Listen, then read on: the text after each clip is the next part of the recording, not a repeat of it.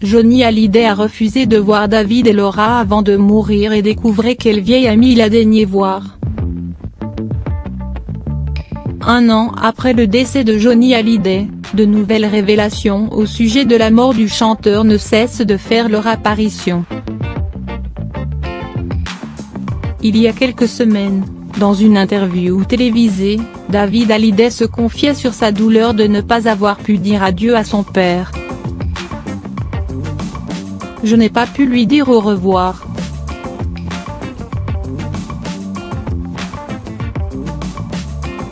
J'ai passé la journée à attendre de pouvoir entrer dans son bureau, où il était hospitalisé, et je n'ai pas pu le faire.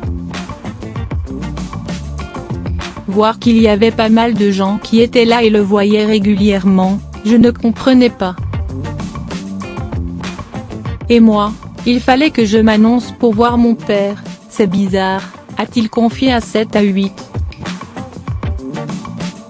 Selon Benjamin Lecoge, auteur du livre La balade de Johnny et Laetitia, sa sœur Laura Smith a vécu une mésaventure similaire. Samedi 2 décembre, soit 3 jours avant le décès du rocker, l'actrice envoie un SMS à sa belle-mère, elle souhaite venir rendre visite à son père à la Savannah, en compagnie de sa mère Nathalie Baye.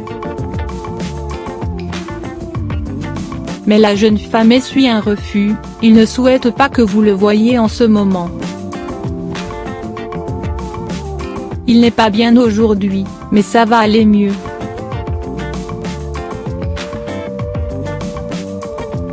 Je t'appelle dès qu'il est plus en forme.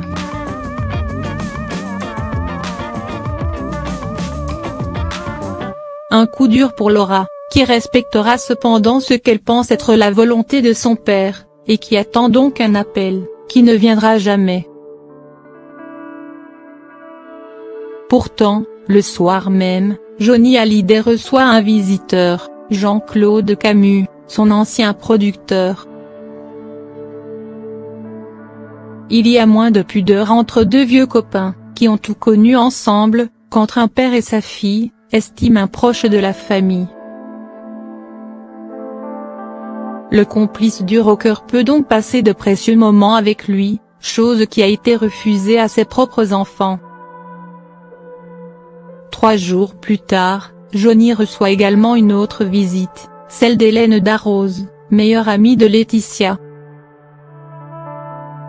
C'est pendant que les deux femmes se disent au revoir, en milieu de soirée, que le chanteur s'éteint, profitant de l'absence de sa femme et de ses filles. Car si le taulier a refusé de voir Laura Smith, par pudeur, Jade et Joy n'ont pas eu le même traitement.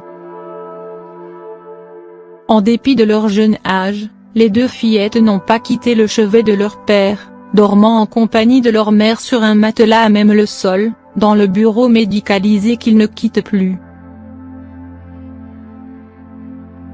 2 poids, 2 mesures /.